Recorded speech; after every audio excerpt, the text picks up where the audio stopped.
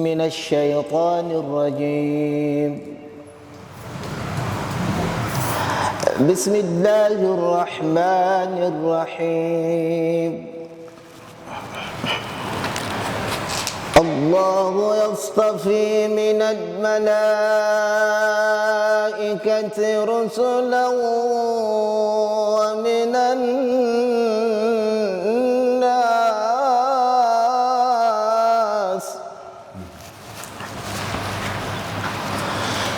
إن الله سميع بصير. إن الله سميع بصير.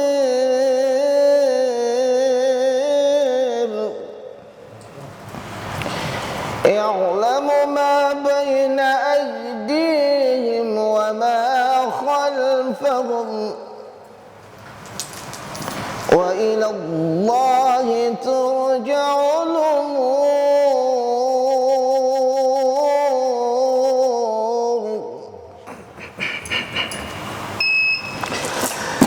الله يصطفي من الملائكة رسلا ومن الناس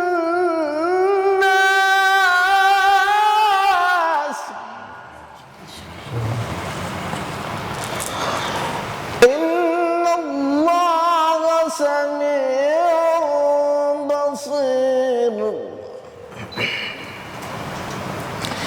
يعلم ما بين أيديهم وما خلفهم وإلى الله ترجع الأمور. يا أيها الذين آمنوا اركعوا واسجدوا واعبدوا ربكم وافعلوا الخير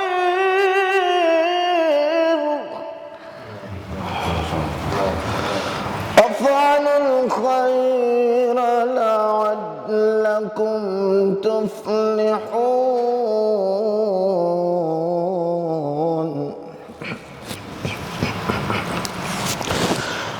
وجاهدوا في الله حق جهاده هو اجتباكم وما جعل عليكم في الدين من حرج ملة أبيكم إبراهيم هو سماكم المسلمين هو سماكم المسلمين من قبل وفي هذا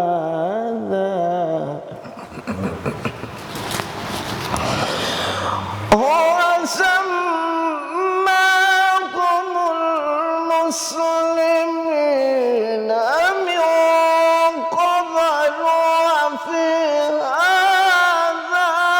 ليكون الرسول عليكم شهيدا.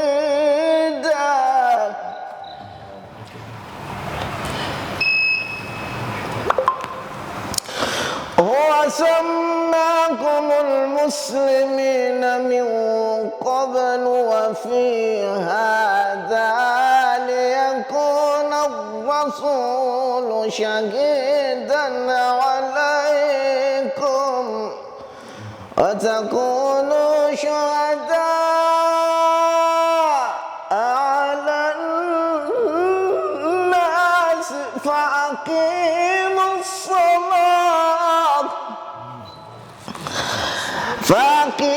الصلاة وآتوا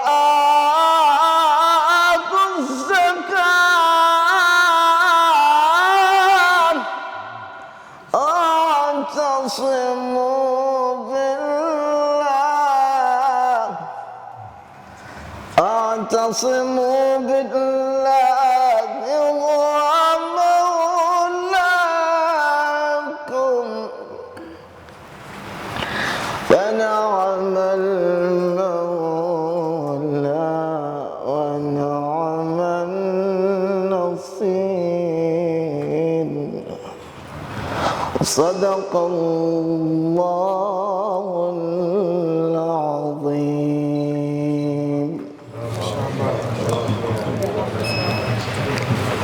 الحمد لله على سوابع نعمه الظاهرة والباطنة الدينية والدنيوية. الحمد لله رب العالمين. الحمد لله رب ما قرأناه فاقبله بالفضل والتوفيق. ثم الصلاة والسلام على رسول الأعظم سيد الوجود وعالم الشهود سيدنا ومولانا وحبيبنا سيدنا محمد صلى الله تعالى عليه وسلم. ثم رداء شيخنا أبي العباس أحمد بن محمد سالم التجاني رضي الله تعالى عنه وارضاه عنا به آمين. أما بعد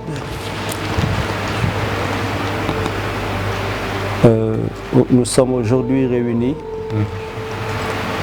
par un trait d'union qui est peut-être même pas un trait d'union plus que ça, par un saint homme qui s'appelle Seydi Omar Al-Fouti Tal Al-Guédewi, qui regroupe aujourd'hui plusieurs nationalités dont nous voulons nous rappeler de ce saint homme en commençant par un jour saint qui est le jeudi, on va dire même le vendredi qui est demain. Inch'Allah. Qu'Allah donne tous les récompenses qu'on s'y attend. Inch'Allah Rabbi. Et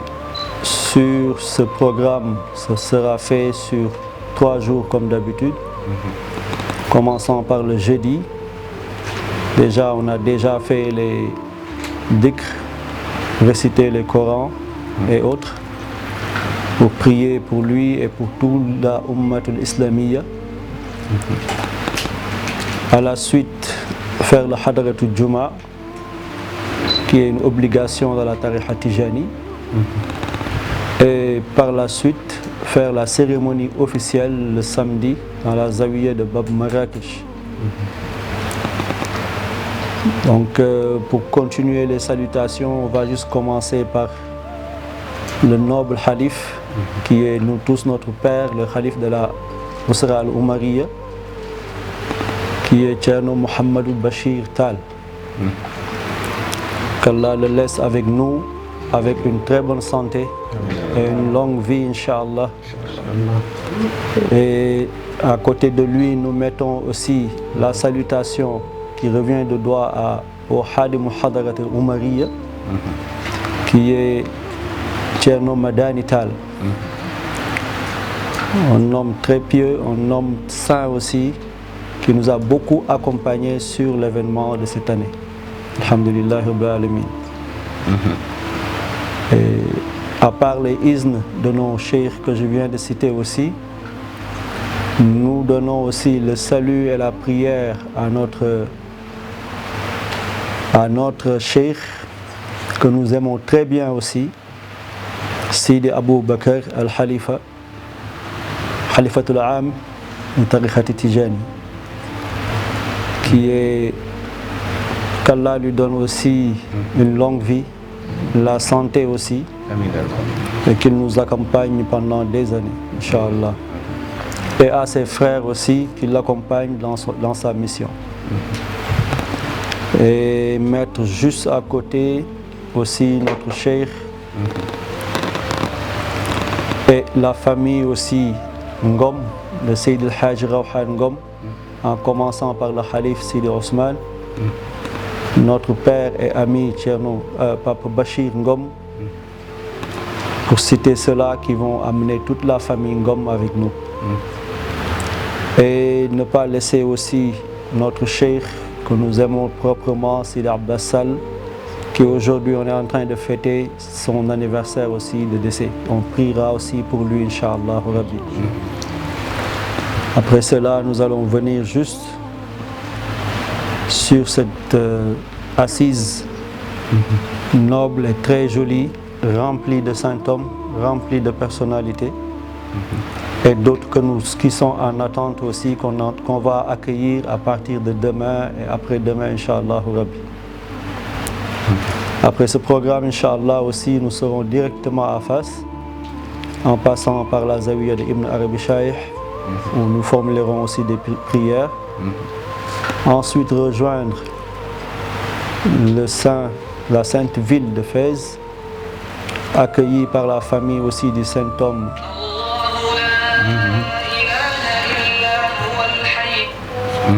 accueilli par la famille du saint homme Thierno Mansour Barou.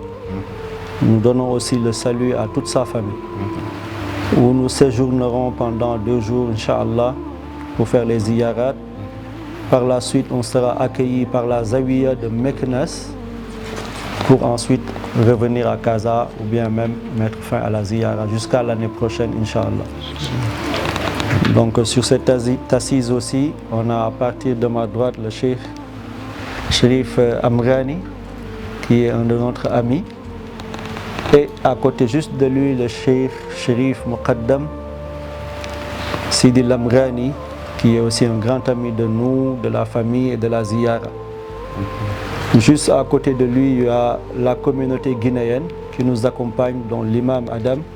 a fait l'ouverture avec leur délégation, ainsi que le docteur Sako. Il y a aussi notre cher ami et frère Sidi Cheikh, qui est venu même avec son épouse. Qu'Allah y mette la baraka dans ça. Et pour revenir toujours aux hommes, il y a le Cheikh, notre ami, confrère, que nous aimons bien aussi, qui est un alim, un savant, qui est à côté de nous, qui est aussi un homonyme qui s'appelle Cheikh Seyd Ahmed Tijani Ndaw. Qu'Allah vous protège, vous donne la baraka dans vos connaissances et tout ce que vous attendez. Juste à côté, il y a notre cousin aussi, qui est membre de la famille et aussi, d'une autre part, porte-parole de la famille de Thierno Iyansi, radiyallahu ta'ala anhu. Juste à côté toujours, il y a les Fokhara, il y a notre cher ami Saleh et Mansour et Bachir. Donc du côté des femmes aussi, nous avons, pour commencer, ma mère propre, que je salue bien et remercie aussi de sa venue, alhamdulillah, pour le soutien et toutes les démarches aussi qu'elle a entreprises jusqu'à arriver ici. Juste à côté d'elle, il y a l'honorable Seynabou Niang, qui est venu aussi avec sa délégation. Il y a aussi Aram Niang, de même famille, qui est aussi venu avec sa délégation aussi. Si je n'ai pas oublié, alhamdulillah, il y aura nos parents aussi du Côte d'Ivoire qui seront là demain, peut-être même du Nigeria et de l'Indonésie, Inch'Allah, et même la communauté guinéenne qu'on attend fortement, Inch'Allah, le samedi. Tout ça pour fermer, juste pour mettre en valeur aussi notre sainteté, notre souveraineté aussi, le roi Hassan Mohamed V, qu'Allah le préserve, lui donne aussi une bonne... Mohamed VI, voilà, qu'Allah le préserve, lui donne aussi une bonne santé, une très longue vie, et qu'il même nous assiste, nous aussi, nous ferons des prières aussi pour lui, et à toute sa famille, Inch'Allah Rabbi. Donc ce qui nous réunit aujourd'hui, comme on a dit tout à l'heure, c'est un saint homme qui est pas seulement un religieux. Bon, quand on parle de religion, déjà, ça laisse religion islamique, ça laisse rien, c'est toute une vie. c'est toute une vie. Et pendant toute cette vie-là, il a donné sa vie en hadiya à l'islam. Une personne qui est née avec beaucoup de vertus, mais qui fait comme s'il n'en avait pas pour aller en chercher encore, la connaissance et autres. Qui est, qu'on va dire, pas le premier, mais une personne très influente, qui a beaucoup lutté aussi pour le panafricanisme.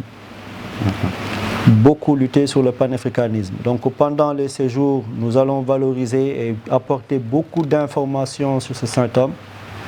qui ne sont pas habituellement entendues. Donc là, c'est juste une introduction à la journée,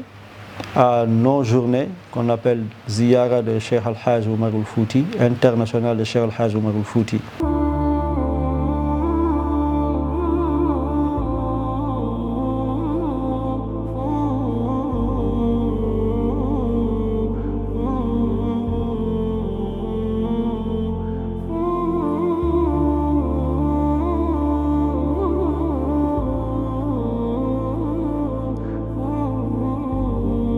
daf ko doore ci kër ndey baayam nekk xale bu ndaw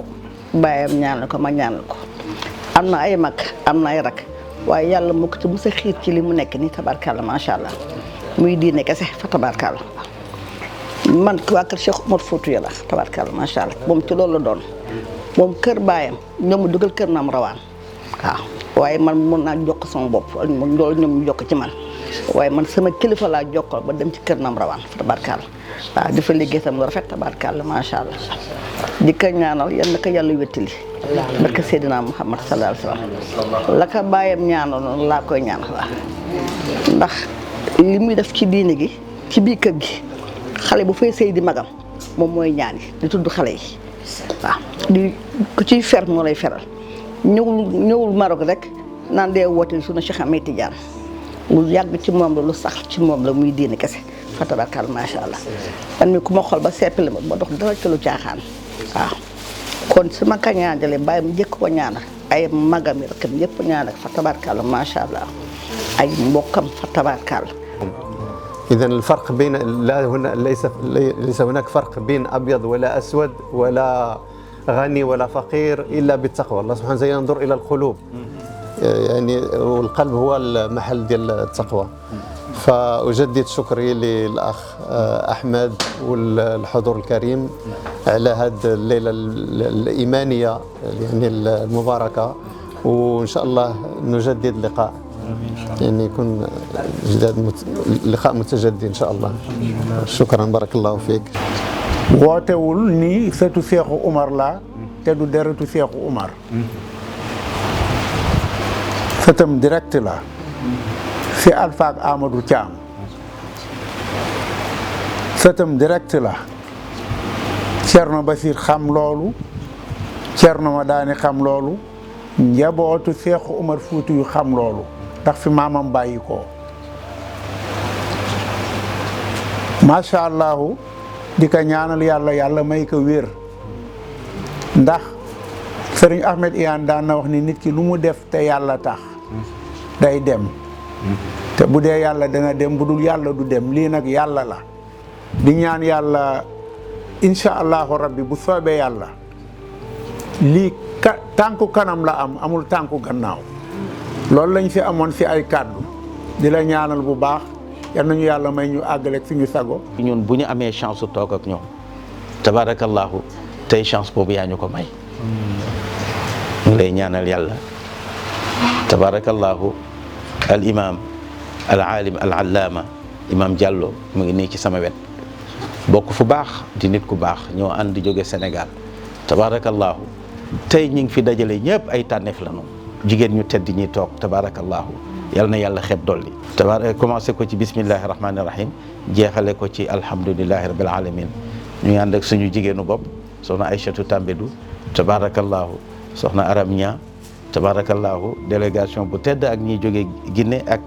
yeneeni gan yoo xamante ni ñu ngi ñëw ñu ngi leen di xaar pour teeru leen tabarakallahu yal na mbir mi gën a yaatu waaw loo gis nag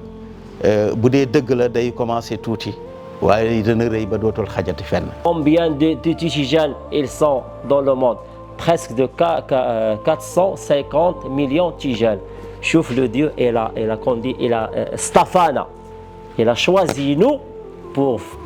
faire le début de cette mission, Inch'Allah. Alhamdulillah Rabbil Alamin. Wassalatu wassalamu ala Rasulillah sallallahu alayhi wa sallam.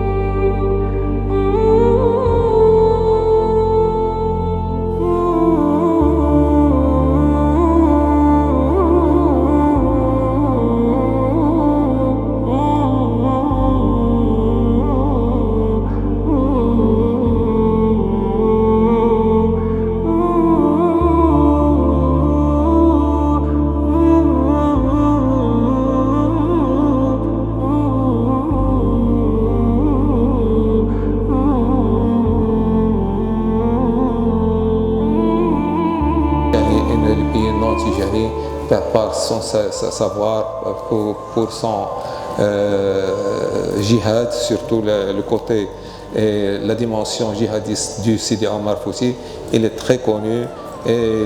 plusieurs historiens marocains, plusieurs historiens africains, européens et même américains qui connaissent bien Sidi Omar Fouti. C'est pas quelqu'un qu'on doit ignorer, c'est une personne qu'on doit lui donner sa place et ce qu'il mérite comme place dans le monde actuel et dans le monde du 19e siècle. di ziara maam Cheikh Omar Foutiyou Tall bi nga xam ne bu ñu tarixa Tijaan taxawee tey grâce à suñu jàmbaar jooju maam Cheikh Omar Foutiyou Tall di ziara aussi ki nga xam ne moom la ñu fekk si fii mu waral ziara bi di Aboul Abbas Ahmed Tidjani si te wuy juram tey teew mu nekk fii di suñu yaay Mamati ñu ngi koy sant di ko gërëm di gërëm nag communauté sénégalaise bi nekk fii ak Sénégal di gërëm aussi ki nga xam ne mooy président de la République di fi yàlla teg di Bassirou Diakhar Diomaye Faye ak gouvernement di gërëm nag le roi Mohammed VI Sa Majesté di gërëm tamit ñi nga xam ne ñoom laa doon jàngal fii alxuraan te ustaada mi di ñu jàngal ñii ak xale yi Azirassa bi nga xamante dañu ñëw ci turu si sama vice présidente bi di Yatu Dieng ma koy sant di ko gërëm su ma tuddee Yatu rek tudd naa ñëpp ak ay rakkam gërëm ñëpp ku lim da ngay jum wala doo matale ñëpp daal maa leen di gërëm togg yi doy na lekk yi doy na بمناتي شفيعي بمنطق الأبدي أقمي محمد لم يدرك خير خلقي في حلقه وخلقه سوى إله الحق من ملك أو مرسليات ربي بمناتي شفيعي بمنطق الأبدي أبقي بها محمد لم يدرك خير خلقي في حقه وخلقه سوى إله الحق من ملك أو مرسليات ربي بمدحتي الشفيع بمنطق البديع أقويا محمد فشأنه شأن العجيب ورمشه رمش الحبيب رمش الحبيب للحبيب في عرف غير مشكليات ربي بمدحتي الشفيع بمنطق البديع يا محمد يا ربنا يا الإمام مختلى متى أجاب بي بلا لولا هدى مشكلة لحسن ما قد ينجلي بمناتي شفيع بمنطق البديع أقب محمد لولا الحبيب المرتضى ماني لما يرتضى ودينه الذي ارتضى إله في أزلية ثنية ربي بمناتي شفيع بمنطق البديع ببيا محمد أهلا به اسم ملا أهلا به أنسلا مفقما مبجلا قد فاح كل رسوليات ربي بمدحة الشفيع بمنطق الأبدي أقرب محمد أهلا به إذ أرسلا وإسرى ونزل ونال ذكر منزلا وليس بالمبدليات ربي بمدحة الشفيع بمنطق المدين محمد أهلا به إن طلع سبحا مساني مسجلا ونوره تأسلا بمدحه المؤسليات ربي شفيع بمنطق الأبدي أقيبيا محمد أهلا بمحراب الوجود أهلا به عين شهود أهلا بذلك الودود ونزل المنزليات ربي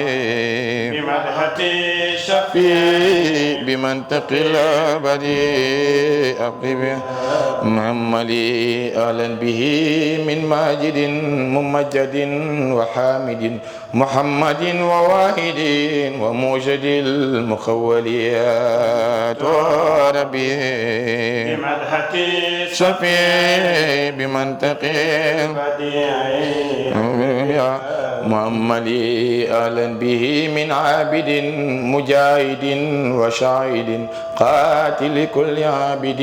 لحق ما ينجليات ربي بمدحة الشفيع بمنطق الأبدي محمد يا ربنا صل على نور الإله مهتلى من قصه الحق على بمحكم المنزل يا بمناتي شفيع بمنطق البديع أقيم محمد صل على من عمر لم يدره وصور من نوره وصور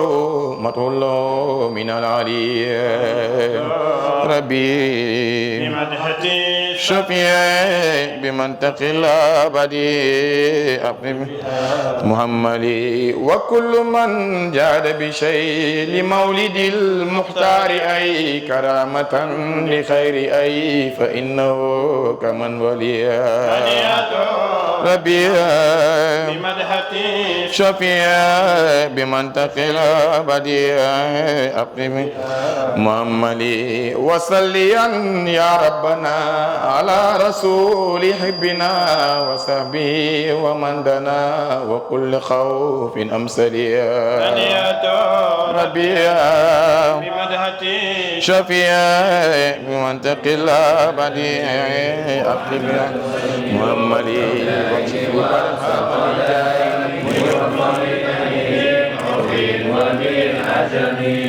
نبينا نبي فلا أحد أفر في قول لا منه ولا نهني هو حبيب الذي ترجى شفاعته لكل حول من الأحوال مقتحمي تعالى الله فالمستمسكون به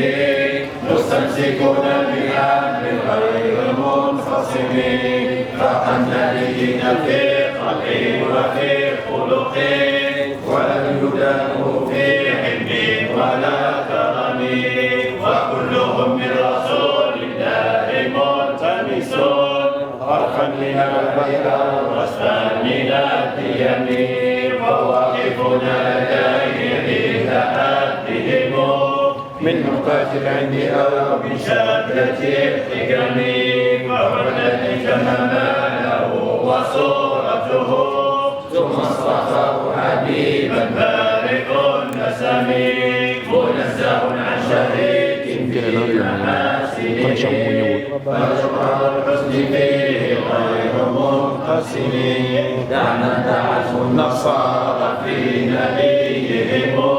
واحكم بما سمعت فيه متقدم وانسب إلى ذاته ما شئت من شرف وانسب إلى قبره ما شئت من عظمه فإن فضل رسول الله ليس له حد فيعرب عنه ناطق بفمه لو نصبت قدره حياته عزما أيسمه ليس الإمامي لم يستخدمنا بما تعي العقول به حرصا علينا فلم نرتب ولم نحمي أي الورى معناه فليس يرى للقرب والبعد فيه غير منفحم كالشمس تظهر العين من بعد صاحبة وتكيد طرف من أمامه فكيف يدرك في الدنيا حقيقته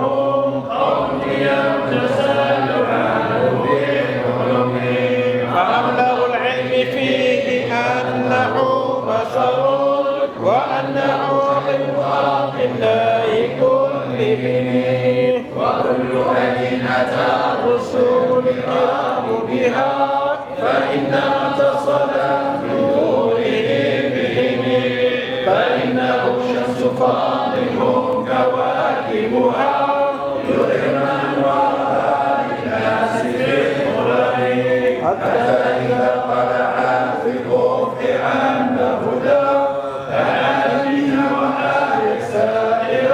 الأمم أكرم بخط نبيه زاده خلق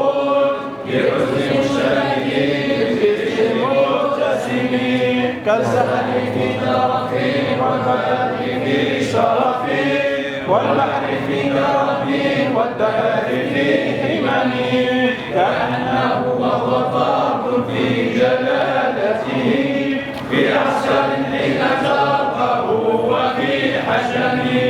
كأنما اللؤلؤ المكنون في صدف من معدن نقي منه ومبتسم تعي العقول دلالا حين رؤيته كأنما نظر للشمس من أمل لا ظل يحيل طوبا ضم أعظمه طوبى لمنتشق منه